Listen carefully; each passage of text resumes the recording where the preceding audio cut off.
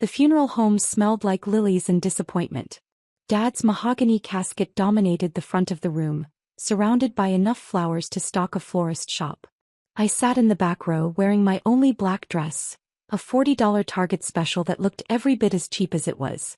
In the front row sat my brother Marcus and sister Victoria, both draped in designer morning attire that probably cost more than my monthly rent. They'd flown in from their respective coasts yesterday, Marcus from his Manhattan penthouse and Victoria from her Beverly Hills mansion.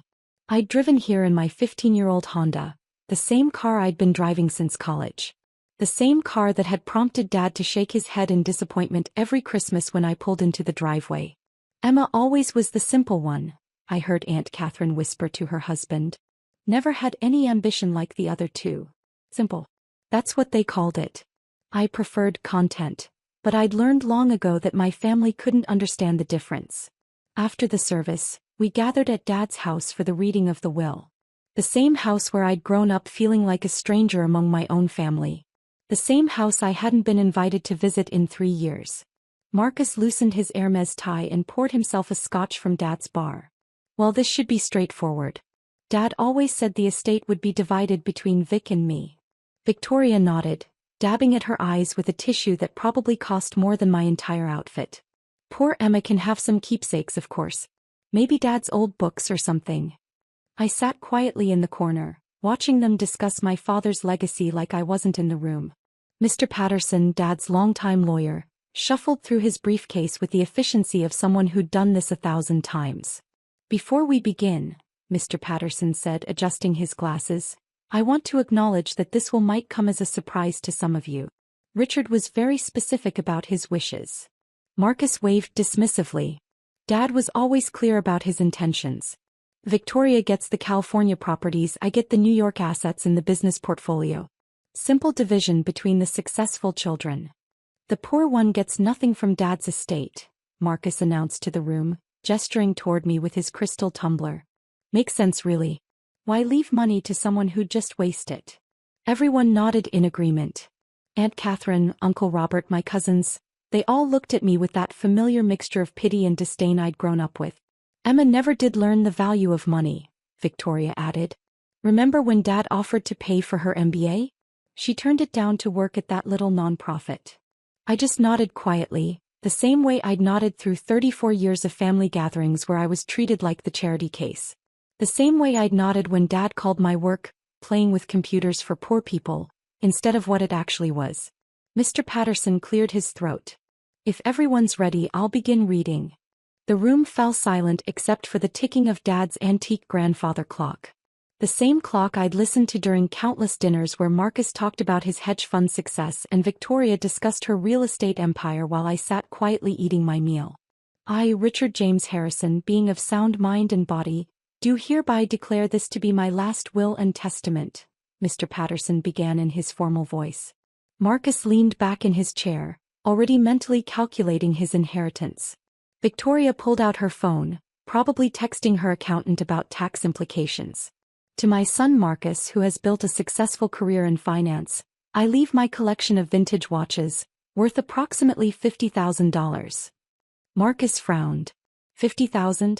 What about the portfolio? Mr. Patterson continued reading. To my daughter Victoria, who has excelled in real estate, I leave my art collection, valued at approximately $75,000. Victoria's perfectly Botoxed face managed to convey confusion. The art collection? What about the properties? The remainder of my estate, Mr. Patterson read, his voice growing stronger, including all real estate holdings, investment portfolios, business interests, and liquid assets totaling approximately $47 million, I leave to my daughter Emma. The room erupted in stunned silence that somehow felt louder than shouting. Marcus jumped to his feet, scotch sloshing in his glass. That's impossible. There's been a mistake. I leave this to Emma, Mr. Patterson continued reading, because she is the only one of my children who never asked me for money, never judged others by their bank accounts, and never treated people differently based on their financial status. She has spent her career helping underserved communities through technology, turning down lucrative opportunities to make a real difference in the world. Victoria's voice came out as a squeak. $47 million? Emma probably doesn't even know this, Mr. Patterson read on, but I've been following her work for years. Her nonprofit has revolutionized how low-income communities access financial services, education and healthcare through innovative technology platforms. Her software has helped over 2 million people improve their lives. I felt tears threatening behind my eyes. Dad had been paying attention. All those years I thought he was disappointed in me, he'd been proud. While Marcus and Victoria built personal wealth, Emma built something far more valuable, a legacy of service. She turned down a $60 million acquisition offer for her nonprofit last year, choosing instead to keep serving people who need help rather than cashing out. Marcus was staring at me like he'd never seen me before. You turned down $60 million? The room was looking at me differently now. Suddenly I wasn't the family failure anymore. I was the family mystery. Emma lives modestly not because she has to but because she chooses to. She could have monetized her innovations years ago, but instead she's kept them free for communities that can't afford alternatives. She is the daughter who inherited my values, not just my money. Mr. Patterson folded the will and looked around the room. There are additional details about charitable foundations and trusts, but that covers the primary bequests. This can't be legal, Marcus sputtered. Dad promised us the business would stay in the family. It is staying in the family, I said quietly. I am family. Victoria turned to me, her voice sharp. You knew about this? I had no idea Dad was planning this. But you knew about the acquisition offer? $60 million. I shrugged. Tech Global wanted to buy our platform and monetize it. I said no. You said no to $60 million? Marcus repeated like I'd admitted to setting money on fire. The platform helps people who have nowhere else to turn. Food stamp applications, housing assistance, job training, financial literacy. If Tech Global bought it, they'd charge fees and exclude the people who need it most. Aunt Catherine found her voice. Emma, dear, we had no idea you were running such a substantial operation. I'm not running anything substantial. I'm running a nonprofit that helps people. A nonprofit that someone wanted to buy for $60 million, Victoria said slowly, her real estate brain starting to calculate. Mr. Patterson pulled out another folder. Emma, your father also left you this letter to read privately. But there's one more thing I need to share with everyone. He cleared his throat again. Richard also established a provision. If anyone contests this will or attempts to pressure Emma regarding the inheritance, their bequests will be donated to charity instead. Marcus set down his glass hard enough to make it ring. He thought of everything. Your father was a very thorough man, Mr. Patterson agreed.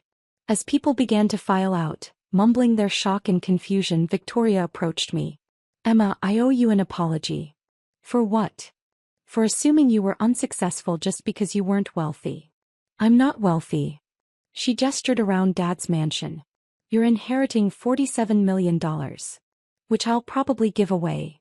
Her perfectly sculpted eyebrows shot up. Give away. Dad left it to me because he knew I'd use it to help people, not buy bigger houses. Marcus overheard and whirled around. You're going to give away our inheritance? It's not your inheritance. It's mine. And yes, I'll probably establish a foundation to expand our technology platform nationwide. But it's $47 million. And it can help 47 million people if used correctly. He stared at me like I was speaking a foreign language. In a way, I suppose I was. The language of values over valuations, impact over income. Later, alone in Dad's study, I opened the letter he'd left me. His familiar handwriting filled 3 pages, but one paragraph stood out. Asterisk, Emma, I know the family has always seen you as the unsuccessful child. But I've watched you build something more valuable than Marcus's hedge fund or Victoria's real estate empire.